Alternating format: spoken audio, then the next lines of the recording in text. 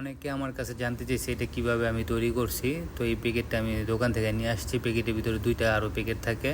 তো একটা যে পাউডারটা ওইটা আমি দুধের সাথে আপনার মিক্স করে জাল দিছি। জালটা সম্পূর্ণ হলে যখন দুধটা বলকে আসে, তো অল্প আগুন দিয়ে জাল দিতে হবে। তো হয়ে গেলে তখন ওই প্যাকেটের ভিতর আরেকটা ছোট প্যাকেট থাকে, ওইটার ভিতরে আপনার চিনি ক্যারামেল করা থাকে। এইটা আপনার পাটিতে নিচে দিয়ে এটা আপনার সুন্দরভাবে আপনার মতো আপনি সাজায় নেন। দেখুন আমি কিভাবে করতেছি। তারপরেও যে দুধটা আমি জাল দিছি ওইটা উপরে দিয়ে আপনার নর্মাল ফ্রিজে রাখতে পারেন বা ডিপ ফ্রিজে রাখতে পারেন। ডিপ ফ্রিজে রাখলে আপনার 1 ঘন্টার ভিতরে এটা ঠিক হয়ে যায়। নর্মাল ফ্রিজে রাখলে একটু সময় লাগে।